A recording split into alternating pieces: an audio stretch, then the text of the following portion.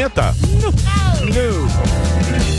No programa de hoje, a mulher que manja muito do mercado financeiro. O dólar acabou de bater 5,60. Parabéns aos envolvidos. Braba que bomba nas redes sociais. Mas essa manipulação existe. Saiba disso e tome cuidado. Sempre bela e contundente, Renata Barreto. Está aí uma presença ilustre, encantadora nesse programa, que há muito tempo ela não vinha, porque ela pulou do cavalo, foi embora do Brasil. Elite Rastaquera. É Elite Rastaquera. A Elite Rastaquera é assim mesmo. Deu um problema, eles, vai pra Miami. Tchau, pessoal. Vão pra Flórida e lá ficam tirando um sarrinho da gente que está aqui. Não, o pior é que eu vou pra lá, mas eu continuo falando das coisas do Brasil. Não sei porquê. Não sei porque eu faço isso comigo mesmo. Você sai do Brasil, mas o Brasil não sai de você, não né? Saiu de mim, não. Então, mas é ruim? É ruim? Eu acho muito chato. O quê? Morar na Flórida, ir por no exemplo. Walmart, comprar uma TV enorme. Não, o cara não tem. Ele com uma puta TV. Geladeira duas portas. Ele comprou a geladeira duas portas. Uma puta TV grande. 5 iPhone, acabou os Estados Unidos. Aí fica Aí acabou os Estados Unidos. Compra um carro e aí não tem mais o que fazer. Não, mas Ou lugar esse negócio chato. de comprar carro, quando eu comprei o meu, eu fiz a comparação de quanto seria aqui no Brasil. Puta carroça, hein, diferença, nossa senhora, dá sim. pra cair pra trás, assim. Mas não vamos falar do carro, né? Que fala carro, o carro é muito caro, não sei o que lá. É uma air fryer. Todo mundo gosta de uma air fryer. Tem uma air fryer, sabe aquela marca Ninja? Todo mundo gosta Ninja, dessa maravilhoso. marca. Eu paguei $89,90. Tá. Aqui no Brasil, chuta. 3 pau. 4. É isso aí. Traz uma pra E gente. aí, assim, você também tem que ver poder de compra, né? Poder de compra do americano, pessoa normal, que tem emprego normal, assalariado, ou uma pessoa que faz trabalhos comuns, como o cara é pedreiro, limpa piso, ou limpa a casa. Esse cara tem plenamente poder de compra para comprar uma air fryer igual a mim ou igual de qualquer outra pessoa. Então, isso faz uma diferença muito grande. É muito... Eu sou suspeita, mas é muito bom morar lá. Mas Emília, a vida é... Puta vidinha. Monótona. Triste. Monótona. É uma puta vidinha tem sem segurança, graça. eu moro em casa de rua, não preciso de carro blindado. É muito ruim mesmo, Emílio. Nossa. É. Mas não é desanimado? Eu acho muito... Não. Tem amigo, eu é moro em gostoso. Miami, né? É bem animado lá. Baladas. Mas você tá morando onde? Você tá morando lá? Nossa, cai tudo água aqui. Lá com o Constantino lá? Não, Constantino? o Constantino mora em Weston, que é pra cima, no norte. Eu moro a 35 minutos de downtown, que é a Brickell. Brickell é downtown. Sim. Eu moro no sul de Miami, num bairro que chama Palmeiro Bay. Ah, você mora em Miami. Eu moro em Miami. Miami é animado. Só que não é Miami... Cubanos maravilhosos. Camisa. Ai, cubanos. Limpando o carro. Jogando basquete. É muito boa, a vida é muito gostosa lá, muito boa. Miami é legal. Eu sou meio suspeita pra falar. Eu sempre tive um fit cultural bem grande com os Estados Unidos, tô bem feliz. Meu marido, então, eu acho que ele gosta mais que eu de lá. É? Mas vocês trabalham lá, vocês conseguiram um emprego ou vocês continuam produzindo aqui? Não, eu sou empresária, né? Então eu fui pra lá com um visto que chama EB1, de habilidades extraordinárias, que é o Green Card direto.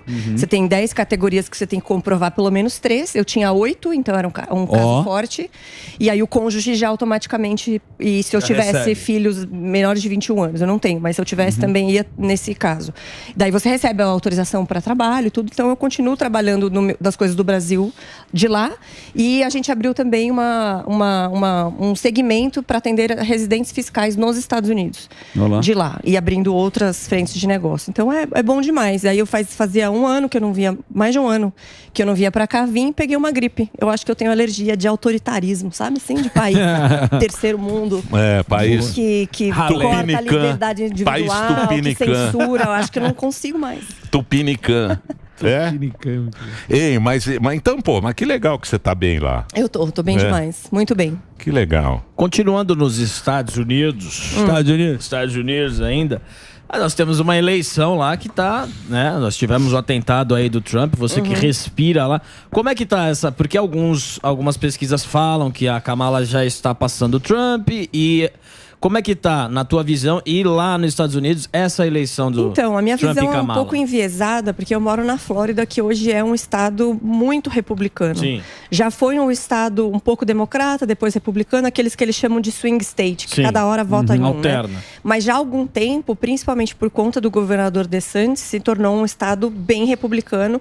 E é engraçado porque todo mundo fala muito que o Trump é racista, que o Trump não gosta de imigrante, e a Flórida é basicamente feita por imigrantes. Sim. Muito embora, desde a pandemia, pelo fato de ter sido um estado que ficou aberto, não praticou lockdown da mesma maneira como outros estados, muitos americanos, não só latino-americanos, que sempre imigraram para lá, mas muitos americanos de outros estados muito fechados, democratas, foram para lá em busca de qualidade de vida, de tranquilidade. Dentre os estados americanos, é um estado com pouco imposto em comparação com os outros, né? Então, assim como o Texas também, muita gente foi para lá. Então, o latino-americano vota em peso, pelo menos na Flórida, no Donald Trump. Então, o que eu tenho visto, e isso acontece tanto no Brasil quanto nos Estados Unidos, é um enviesamento, não sei se está certa essa palavra, mas ele tem um viés. Quando você procura no Google sobre o Trump, aparece a Kamala. Você procura o atentado do Trump, aparece Kamala Harris, não sei o que lá. Então, tem um pouco desse viés. Então, eu acho particularmente que tem uma vantagem o Trump ainda, mas a mídia tradicional, os democratas vão fazer o que puderem e o que não puderem para eleger a Câmara. Só que ela é muito ruim, né? Ela sem o teleprompter, não sei se vocês já viram alguma entrevista dela. Ela é ruim. Ela é fraca. Os brasileiros... Ela é meio burralda. Ela é tipo a Dilma dos Estados Unidos. É isso aí. Ela ficou assim, ela é bem ruim. Ela repete tudo, coisa que não faz sentido nenhum. E até agora, ela não foi para algo que não fosse totalmente com script. E o pessoal fica pressionando ela, fala, tá bom, então vai lá e faz um debate mesmo, faz alguma coisa no ao vivão, né? Mas ela não foi até agora. Então vamos ver. Mas agora fizeram meio que uma frente lá para ela levar essa eleição, né? Com certeza. Muitos artistas. Mas, cara, ela é muito pior que o Biden. Ela consegue ser pior. Ela é tipo o PSOL. Não, mas o Biden tem uma história importante nos Estados Unidos, né? É que tá velhinho, tá zoado. Como político. Na minha opinião, foi até assim uma coisa grave, né? E a gente viu isso nessa questão da eleição. Ele ganhou as primárias, sabe-se lá como, porque ele não tem condições de ser o presidente atual, muito menos o próximo presidente dos Estados Unidos, porque ele não tem capacidade cognitiva. Não tô falando nem de ideologia. Tá velhinho. Ele tá demais. Tem uma... E forçaram ele até o último minuto, já quando não dava mais. Aí no debate viu que ele não tinha condições e aí fizeram a Câmara no lugar. Mas isso é até contra a própria lei eleitoral americana, porque não é assim, não pode o Biden, enfia qualquer uma ali no meio e pronto, e acabou. Mas acabou passando. Por isso que é engraçado esse negócio de jornalismo, né? Porque o jornalismo hoje em dia ele é meio zoado. Sim. Eu tava vendo, nos Estados Unidos, eles falavam que o Biden tinha condições de ser presidente antes de dar essa zoada. Essa zoada falavam que era mentira, fake news. Isso. Que ele tá bem de saúde. Que ele tá bem de saúde, que ele tem condição e tal. Aí, de repente, derrubaram ele, derrubaram o cara, colocaram a Câmara, que mesmo a imprensa falava que ela era ruim. Lembra lá que colocaram ela no começo lá com os imigrantes? Sim. Deram falaram, pô, ela é ruim, ela... Agora fizeram a convenção. O velho tá louco e ela tá bem. Por isso que o povo tá meio... mas foi o debate que o mundo inteiro viu a condição dele. É que daí não tinha como, mas não tinha como esconder. Então, isso é interessante, esse ponto. Mas não é que papel do jornalismo, né? Não é papel do jornalista fazer isso. Que você trouxe, Emílio, é muito importante porque o mundo está vendo como o jornalismo nos Estados Unidos, no Brasil, como ele atua de uma forma completamente canalha, porque não tem outro adjetivo. Então eles falavam, eu tenho uns vídeos, de repente posso passar para vocês depois, se vocês quiserem traduzir e passar aqui depois, num outro programa, várias emissoras falando assim, não, isso que está aparecendo aí dele caindo nas escadas e falando uma coisa, ou cumprimentando o vento e tal, isso é deepfake, como se tivesse feito uma inteligência artificial e montado aquilo lá.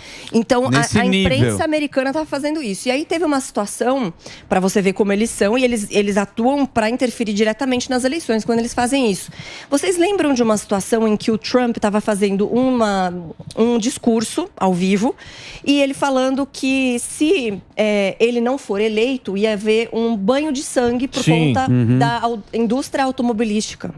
Eles pegaram essa parte, cortaram, e nos Estados Unidos, quando você fala bloodbath, é muito comum você usar isso para crise econômica. Vai ter um banho de sangue na economia. E ele falava sobre os carros chineses que estão sendo produzidos no México e que ele falou, presidente Xi, se você quiser colocar esses carros aqui, vai ter 100% de imposto e tal. Que você até pode discordar ou concordar com essa questão. Não é esse o problema. Mas ele fala, se eu não for eleito, vai haver um bloodbath economicamente falando nessa questão do setor automobilístico. Pois toda a imprensa americana pegou esse bloodbath e colocou isso como a manchete. Como se fosse e aí todo mundo, nossa, ele falou né? que vai ter uma guerra civil e não sei o que lá. E aí a imprensa brasileira foi e copiou exatamente a mesma coisa. Bloodbath. Exatamente. E daí na Globo News teve um cara que falou isso. Vocês estão vendo a qualidade desses dos presidenciáveis? Um falando bloodbath, que era, acho que foi aquele comentarista André Trigueiro do Globo News, assim, mentindo na cara dura. Porque se você vê o vídeo inteiro, claramente dá pra você ver. É o contexto, né? Então, o jornalismo, ele poderia e deveria fazer o trabalho correto de informar, de dar os fatos. E você até pode dar a sua opinião, se você está dizendo que aquilo é uma opinião. Mas o que eles fazem é criminoso. E o que você achou da história do Mark Zuckerberg falando sobre esse assunto, que ele fez a carta lá agora, se arrependendo também do engajamento, da entrega? O arrependimento, eu não sei se teve mesmo, né? Que eu acho que ficou meio feio demais. Mas isso é claro, porque, por exemplo, eu processei um Instagram aqui, lembra que eu contei pra vocês da outra vez? Eu processei, ganhei danos morais, ganhei até uma grana, inclusive, do Meta, Aliás, vocês estão precisando de advogado, posso indicar o meu. Não, nós temos Doutor Coragem. Doutor Coragem é maravilhoso. Ele não Doutor resolve Coragem com intenção. é um advogado magnífico que nós temos aqui. A gente ganha pela omissão. Vai lá, o que mais? Bom, e daí eu processei o Instagram porque na época da pandemia, eles me colocaram várias vezes como se eu estivesse postando fake news, não deixavam fazer lives, tiraram algumas funções do meu perfil e tal. E agora, as pessoas falavam assim, você é conspiracionista, é teoria da conspiração, isso não existe, você fala que o Instagram te persegue. Mas se ele está vindo agora a público a assumir que houve por parte do próprio Meta, com o governo americano incentivando a tirar pessoas, teve vários doutores, assim, PhDs, falando na época sobre pandemia, que foram cortados na época do Twitter, antes do Elon Musk comprar, e também no Facebook. Aí você fala assim, eu discordo desse médico. Beleza, mas você tem capacidade, igual esse médico tem, que é o cara da ciência, para discutir com ele. Afinal de contas, a medicina não é feita sobre debate? Então, como que você suprime uma das vozes? Você deixa só essa aqui é a correta. E aí entra o jornalismo. esse aqui é um médico negacionista, esse aqui não sei o que lá, negacionista. Exato. Mas você não tem capacidade nem de discutir com ele no mesmo nível. Porque você não é médico. A pandemia foi Você sabe que eu fiquei mais impressionado com o Fauci? Que o Fauci foi chamado lá. Porque o Congresso americano, ele é muito diferente do brasileiro. O brasileiro é covarde. Nem me fala. Lá nos Estados Unidos, se o Senado chama os caras tremem na hora para ir lá, porque lá eles fazem. Você viu a audiência com a mulher do serviço secreto depois do Trump. Mas o Fauci foi lá nesse... Eu não sei como é que chama. Uma sabatina. Não é uma meio inquisição. Eles chamam de hearing. Não sei como é que chama. O cara foi lá e falou, não, mas... E os 2 metros, ele falou, eu inventei isso. Eu bolei da minha cabeça. Eu inventei, mas não tinha. A gente achou que ia fazer, eu fiz isso da minha cabeça e... Não tinha um estudo, E a gente no mundo inteiro com aquela regra. Olha, fique a 2 metros das pessoas, fique não sei o quê. A população morrendo de medo. E aquilo nada daquilo. Começou a acontecer um negócio que quem sabe um pouquinho de história vai conseguir fazer a correlação. O teu vizinho começou a falar, o Emílio ali tá sem máscara. É isso aí. Olha ali que ele não tá com a mesma distância. E isso acontece, tem um texto fixado no meu Instagram, que eu falo sobre a Stasi, que era a polícia secreta. Na verdade, a Stasi era o Ministério da Segurança de Estado da Alemanha Oriental.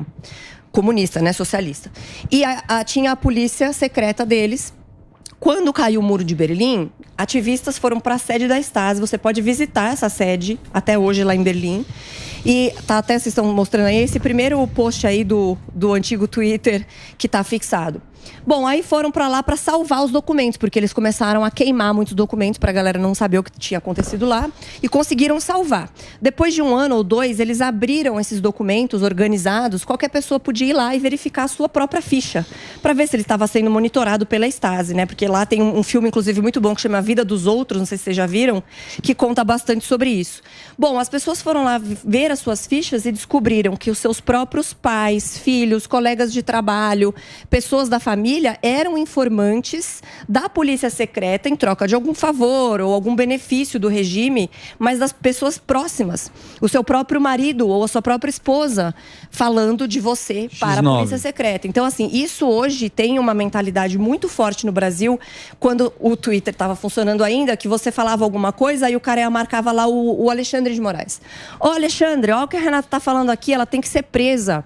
Olha, por opinião. O X9, então, né? O velho bom X9 de coisa nenhuma, porque não é nenhum crime. Sim, claro. Só que o que eu quero dizer é o seguinte, o Brasil, infelizmente, ele está preparado com uma boa parcela da população para essa mentalidade de ditadura, para essa mentalidade de repressão. E a pandemia abriu as portas. Então, mas você não acha...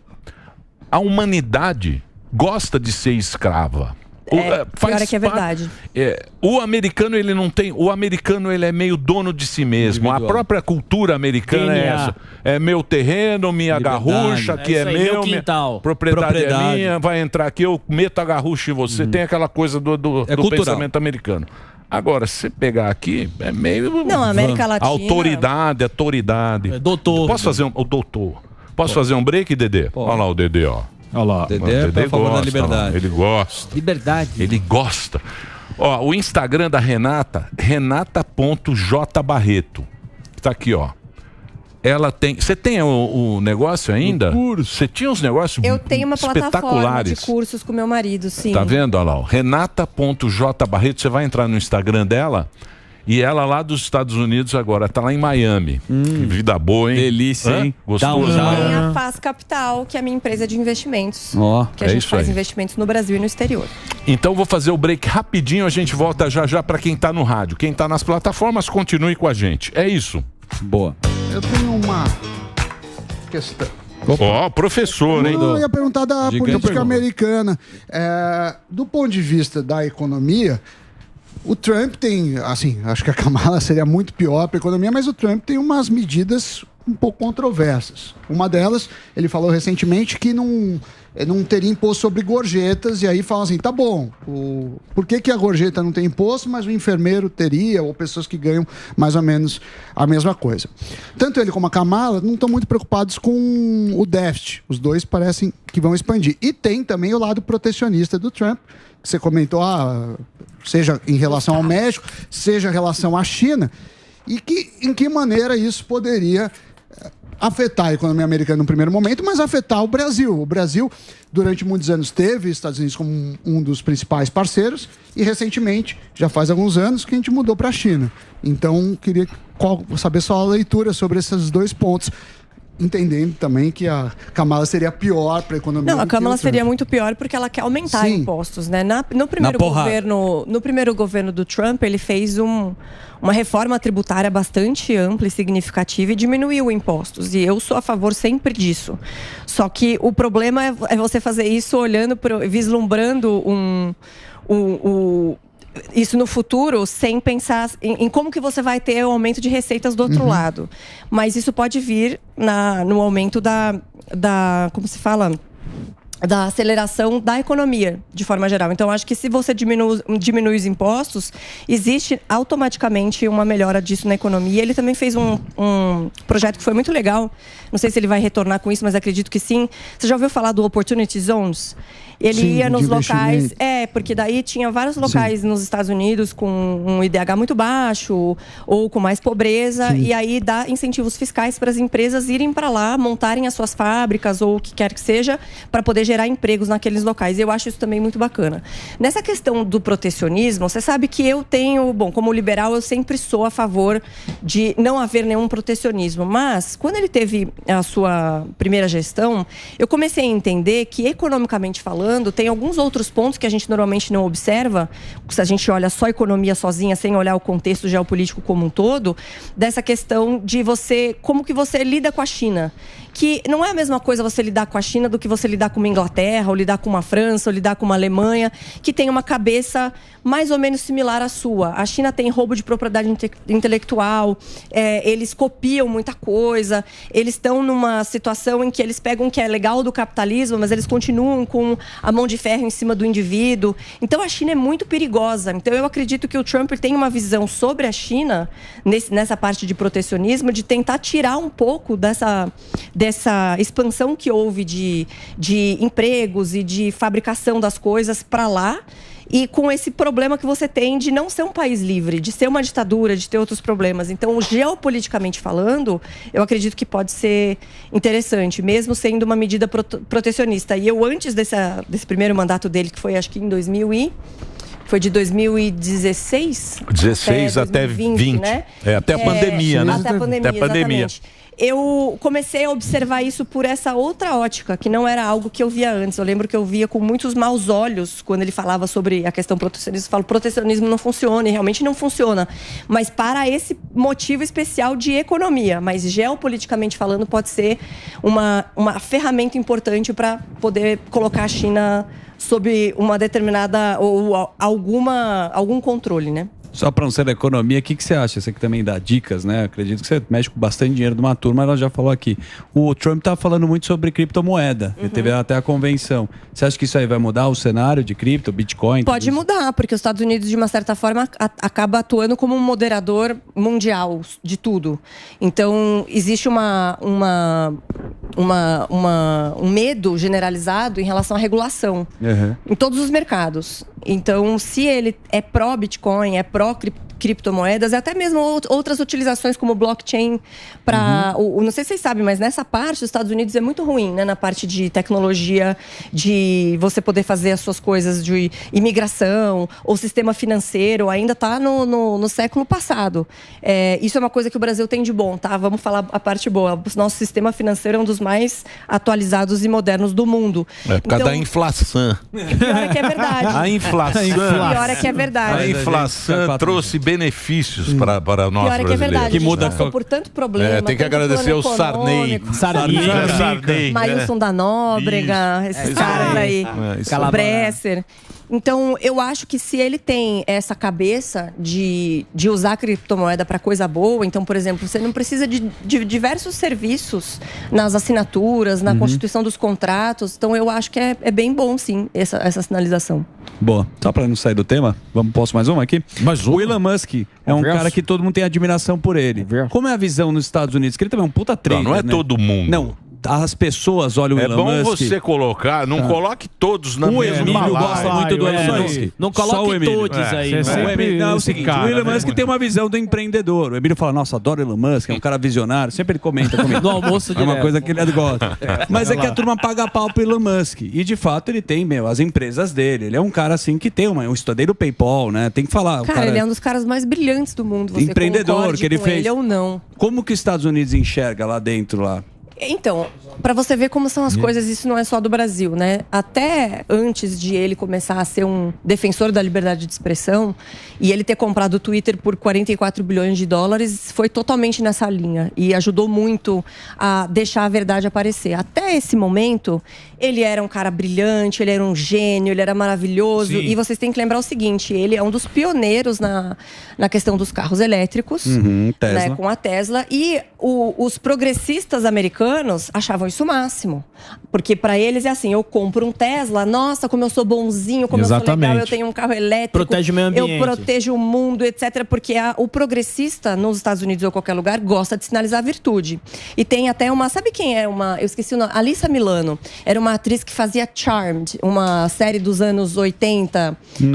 Dos anos 90. Bom, ela fez umas outras séries e tal, e ela é uma progressista meio maluca.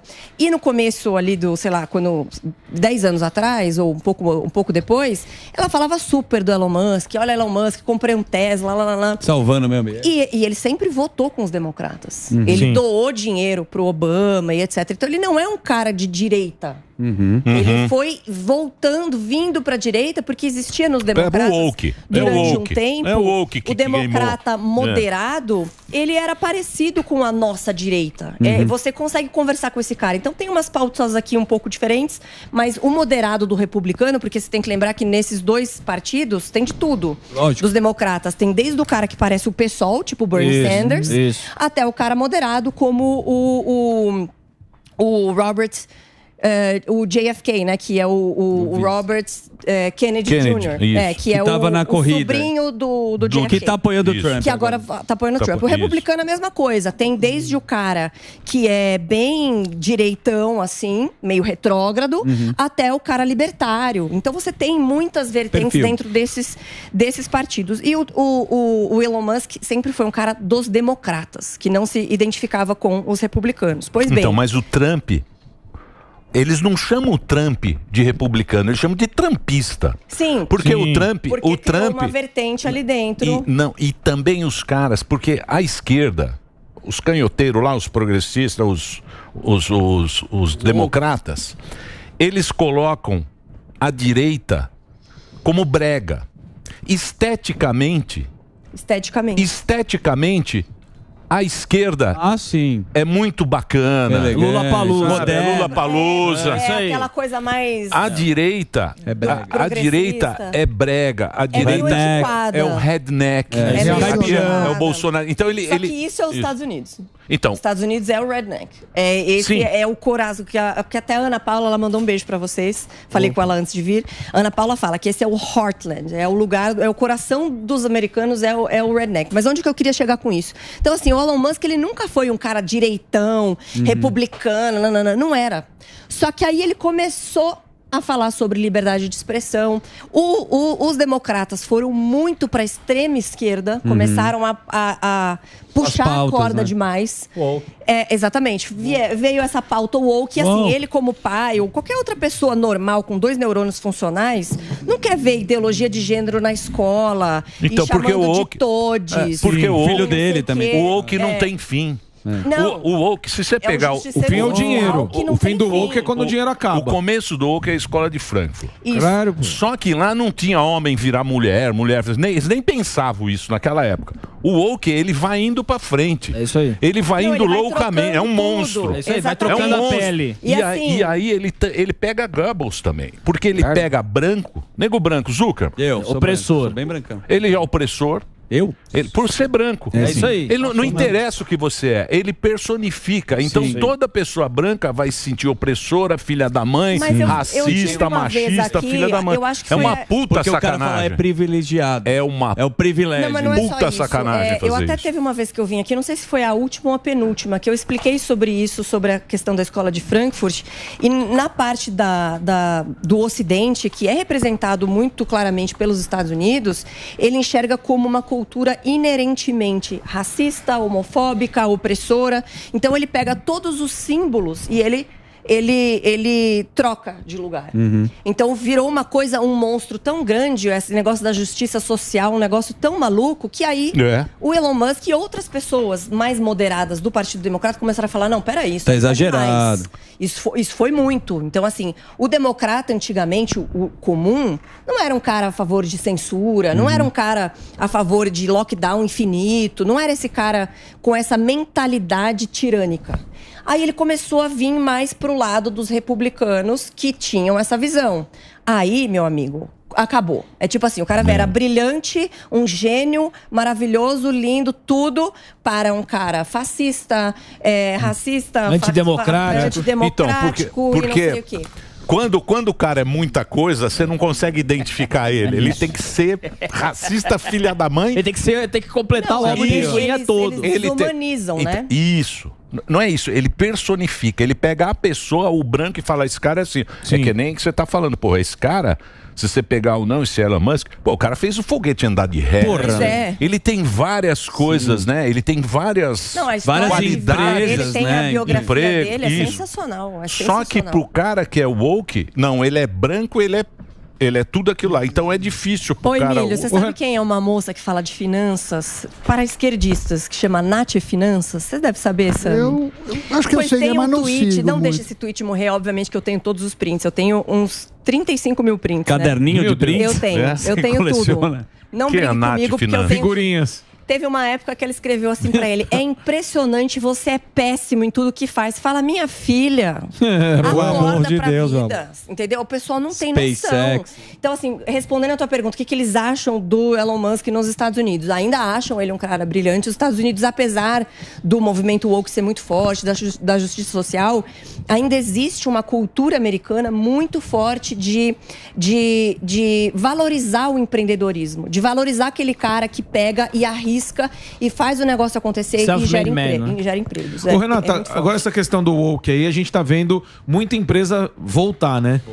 A gente viu o comercial da Nike, a gente viu aquela, como chama? Ford, Harley Davidson, Jack Daniels. Essa turma aí. A Microsoft. Como que tá lá nos Estados Unidos a questão da receptividade da turma que gosta de fazer barulho quando vê uma coisa dessa? Porque a gente lembra na questão da Budweiser, quando teve comercial. Bud Light, né? Foi. E perdeu muito market share. Exatamente. A gente sabe que a galera consegue fazer muito barulho. Como que tá o barulho dessa turma que gosta de sempre atacar, né, o pessoal da cultura woke, quando essas empresas vão para trás? Eles criam um barulho na internet lá? Como que você tá vendo isso daí? Cara, me parece que esse pessoal woke muito louco, assim, que parece que caiu de outro planeta, eles são a minoria, mas uma minoria barulhenta, porque na realidade o público dessas empresas não é esse.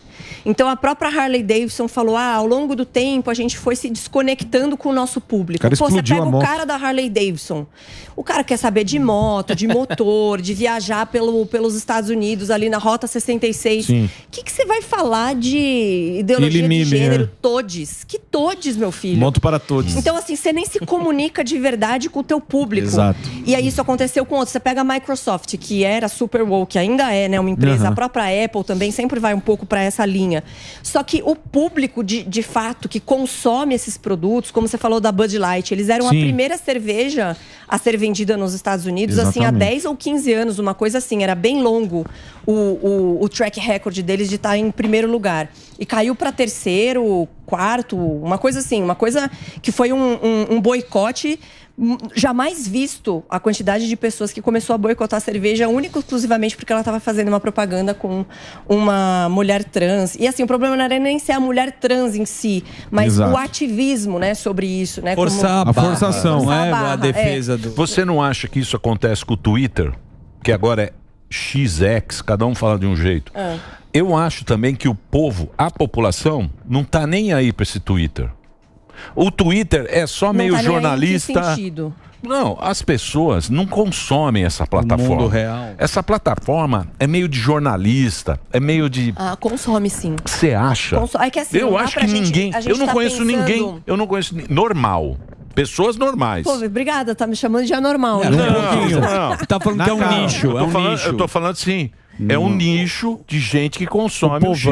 Eram 20 milhões de pessoas no Brasil. É mais jornalista, é gente que quer informação. Não, jornalista. Tem bastante, sim. É que o Brasil é muito grande, né? Então, você pegar a amostragem de 20 milhões de pessoas usando, 22 milhões de pessoas usando, é bastante gente, só que isso dá mais ou menos 10% da nossa população como um todo.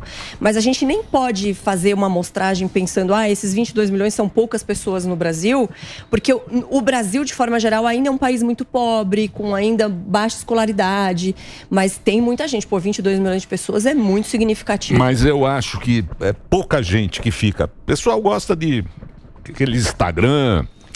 O que você tá falando. Que tem a foto, que sai na foto, bonito. Mas não sai lá que você sai com seu filhinho. Mas assim, esse que as pessoas gostam. Tudo sai primeiro no Twitter. Exato. Então, isso, notícia. Tanto é que os jornalistas devem estar chateados. A internet cai e você corre pro Twitter.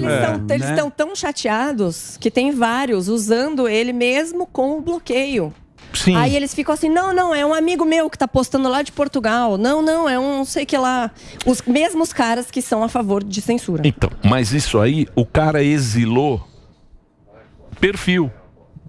Porque não é a pessoa física que está exilada, é o perfil que está exilado, e o seu perfil você pode publicar em Portugal ou aqui no Paraguai, seu perfil publica e entra aqui no Brasil. Não, sim, mas aí fica aquela dúvida, né? Será que você está usando VPN? Porque não pode usar VPN. Mas então, VPN assim, ninguém vai pegar. Não adianta você publicar fora se o público que é brasileiro, tá vendo, que é onde ela depende. Mas, cara, a gente está vendo um avanço muito grave do autoritarismo.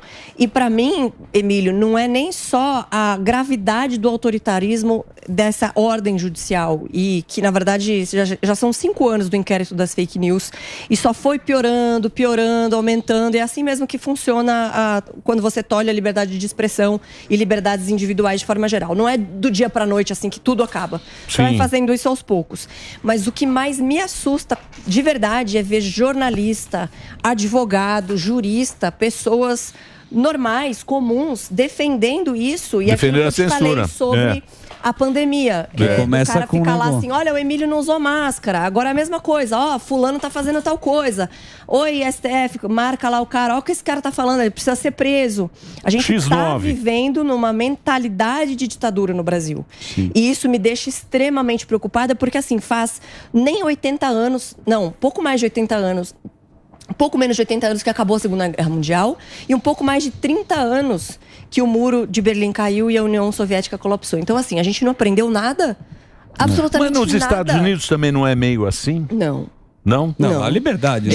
Eles têm um conceito de liberdade de expressão mais muito forte. Se você pegar a primeira emenda americana, e isso é uma coisa, Emílio, assim, além da questão da própria sensação de segurança. Mas eu digo, tá lá, a sociedade, a máscara. Não. Como não? Não. A pandemia não foi assim? Tem algumas pessoas assim, mas essa não é a mentalidade predominante dos Estados Unidos. Não é. Do lado da minha casa, meu vizinho, 3 casas depois, eu acho... tem uma bandeira de Gadsden. Então, aquela bandeira Don't Tread on Me, sabe, amarela? Eu acho que a mentalidade do brasileiro é ele gosta de zoar. Por exemplo, o Twitter... Quando falou, vai acabar o Twitter, eu falei, eu pensei nos jornalistas, eu pensei que muita coisa, por exemplo, o Silvio Santos, eu fiquei sabendo antes, porque o SBT publicou, eu não sei, porque eu abri lá e fui direto da fonte. Então eu falei, os jornalistas vão ter muita dificuldade disso, a informação vai ficar muito travada por causa disso. Emílio. Mas quando acabou, é só zoando. É negócio de despedida e não sei o quê. Memes. Mas o brasileiro ele publicou. Você trabalha com informação. Não, eu achei. Você não acha assustador? Eu acho um atraso. Eu acho que o jornalista achar legal isso e falar assim, não tá certo, vai pra não sei que Elon Musk, porque assim, é o que você falou, ele desumaniza o outro lado, que seria o Elon Musk, e fica com esse negócio. Eu vejo os comentários, dá vontade de chorar. Porque o Brasil não é bagunça, meu filho. Tudo que o Brasil é bagunça. Não, porque ele está descumprindo uma ordem judicial que não sei o que lá. Não, na verdade, ele tirou a representação do Brasil unicamente porque eles estavam ameaçando de prisão as pessoas que ainda representavam o Twitter /X no Brasil. Então, é uma coisa assim que foi indo a passos largos e as pessoas, jornalistas, porque o ser humano normal já é estranho ele defender censura. Agora, jornalista defender censura, vocês não têm vergonha na cara? Que canalice. Então eu te faço a pergunta, a rede social, ela consegue colocar um candidato na presidência, na prefeitura? Consegue. A rede social é o que faz com que a informação realmente aconteça. A gente pega, por exemplo, o ataque do Hamas a Israel em outubro do ano passado. Daqui a pouco vai fazer um ano. Exato. E você é judeu. Você sabe como existe desinformação sobre Israel, como existe desumanização de Israel, narrativa, etc. Uma das poucas redes que você conseguia ver praticamente em tempo real o que estava acontecendo, com vídeos, etc. E desmentindo essas narrativas. Porque apareceu, por exemplo, Israel atacou um hospital e a fonte dos caras era o Hamas. BBC. Sim. Aí vinha alguém na rede Hamas falava, News. Não é assim não. Olha aqui, tá aqui o lugar. Aí apareceu que embaixo embaixo da ONU, tinha túneis do Hamas embaixo da sede da ONU. Onde que apareceu isso primeiro? No Twitter. Na rede social aparece isso, principalmente onde tem liberdade de expressão, que foi graças ao Elon Musk que isso aconteceu, porque antes era tudo cortado também. Vê se apareceu isso na Globo News ou na CNN, etc. Até chegar nesses canais, às vezes nem chega, eles nem comentam, ou é uma coisa muito, muito pequena, muito parcial.